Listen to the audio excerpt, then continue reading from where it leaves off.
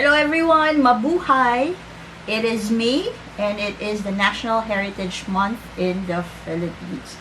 So in honor of National Heritage Month, I'll be featuring a historian, an author, and a national artist. So my name is Margo and you're watching my YouTube channel, youtube.com/Margo Kamaya. It's all about Philippine history, society, and culture. Right. So this particular notable historian, he became a national artist in 1997, and he is, as of to date, he is the only one honored in the field of historical literature. So let's find out who this special historian is.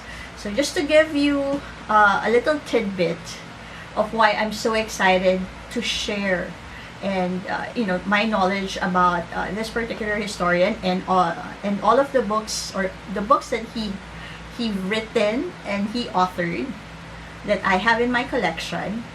When I was younger, when my brothers and I were younger, we always visit, or my parents would bring us to the mall, particularly Ayala Mall in Makati. Years ago, before the total renovation of Greenbelt, the garden area of Greenbelt, just a few, just one side of it, it opens up to the Ayala Museum. So the first time that my brothers and I stepped into Ayala Museum was when my dad, while we were waiting for my mom who was shopping or window shopping, we were in the Greenbelt Garden or park, and then my dad said, why don't we visit the museum?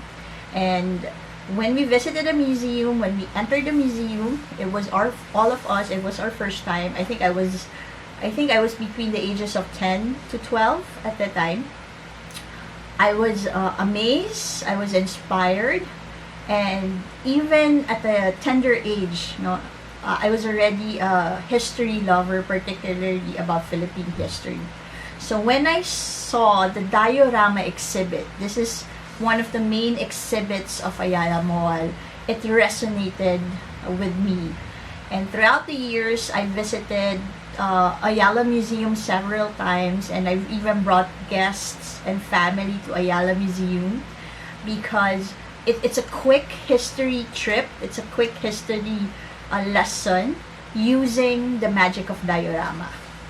Actually, when Ben Stiller's movie came out, what was it? A night at the museum. During the Owen Wilson scenes, because remember Wilson was a cowboy, and he was part of an exhibit, a diorama exhibit.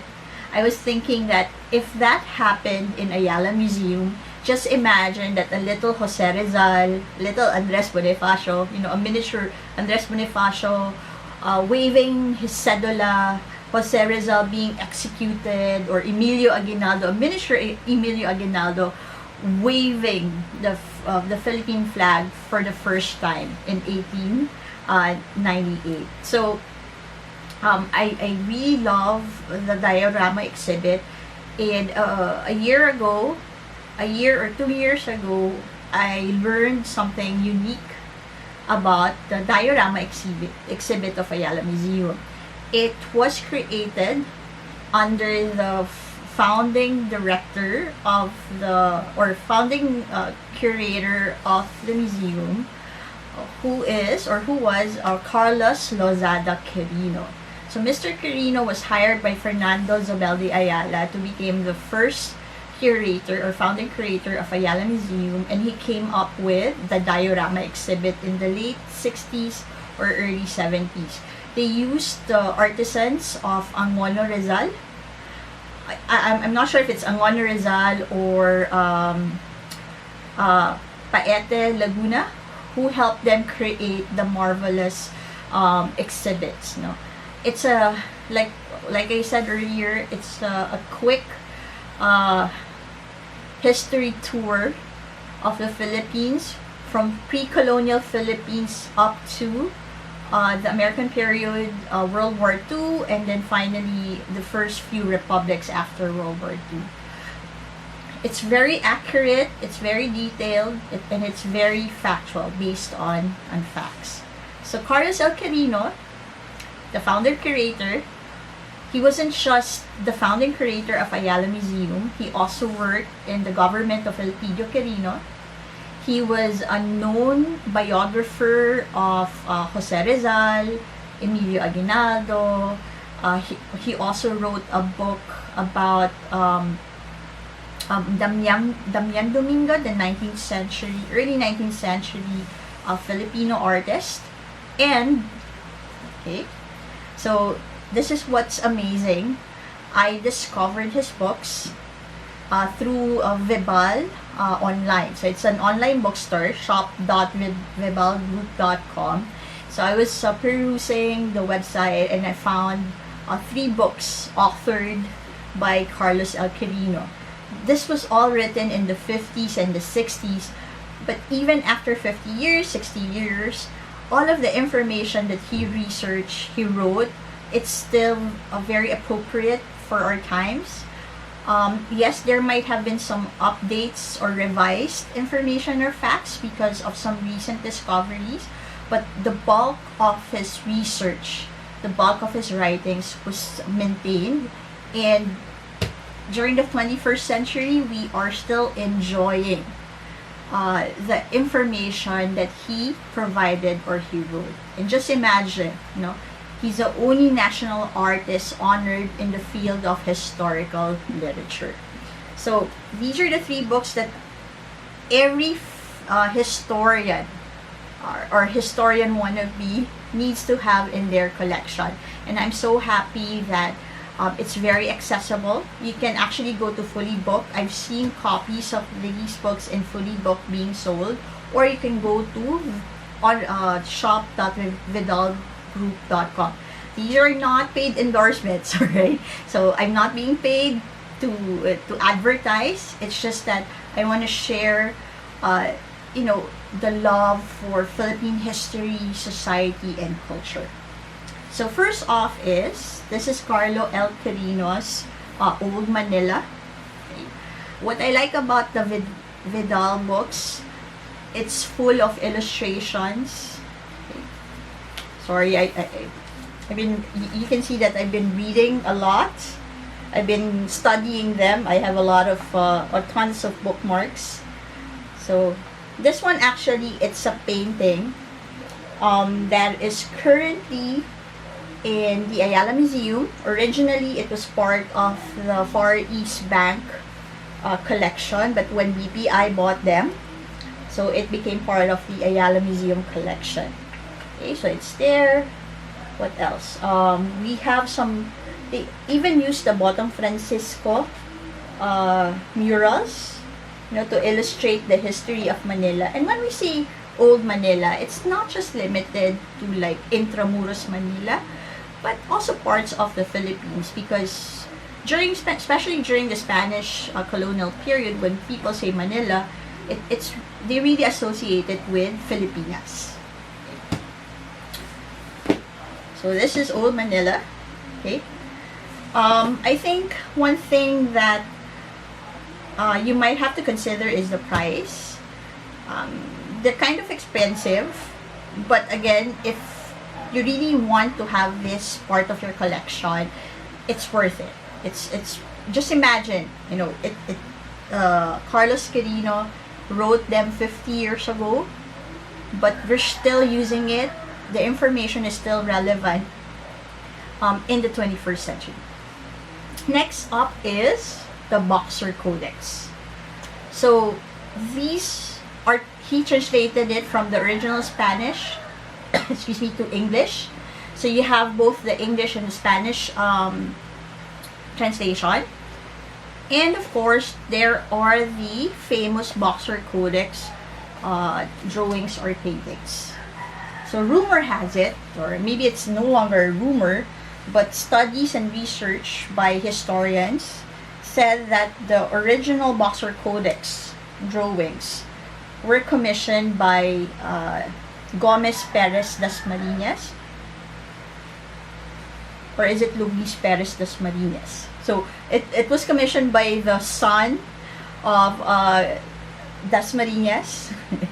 And he also became a governor general in the Philippines. I just keep forgetting who the father is. If it's the father was Luis, and then the son is Gomez. But it was the son, the Dasmariñas' son, who became governor general, who commissioned the Boxer Codex drawings in honor of his father, who was slain by Chinese rovers when they were in an expedition going to Cambodia. Okay. So these are some of the Boxer Codex paintings. So let me know, okay, in the comments section.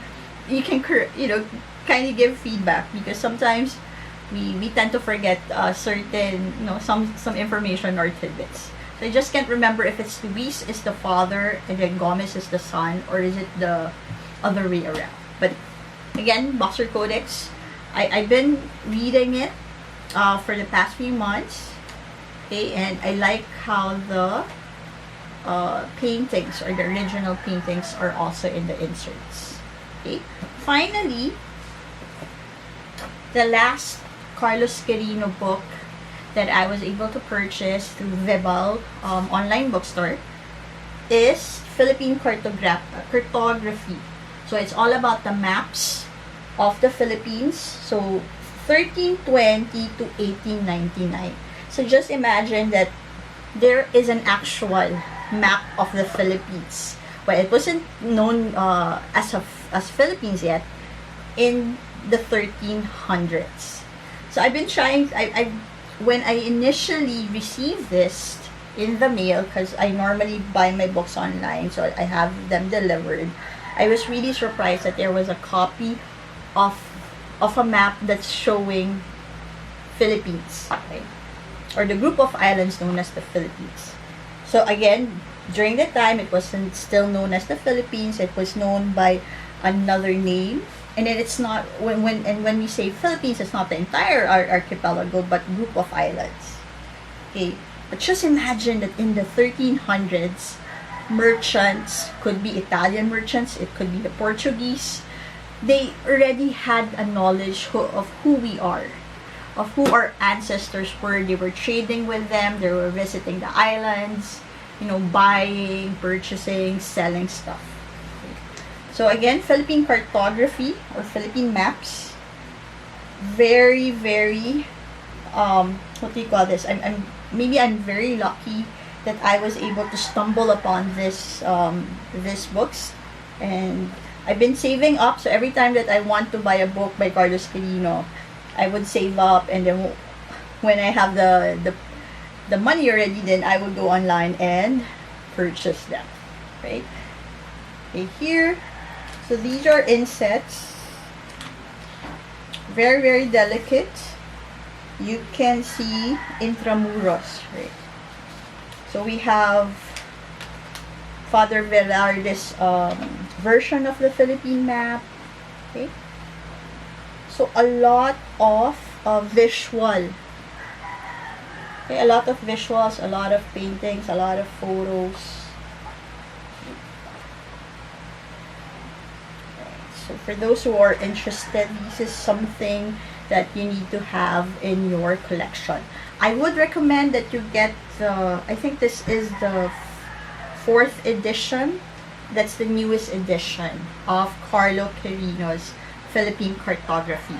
So both for the Boxer Codex and for this book, for the Maps book, it's been edited by Carlos Madrid as well. Okay, so he kind of like revised, updated, and annotated the information.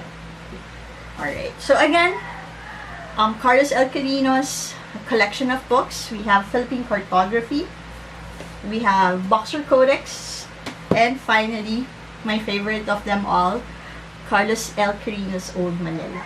So I hope that you like this video.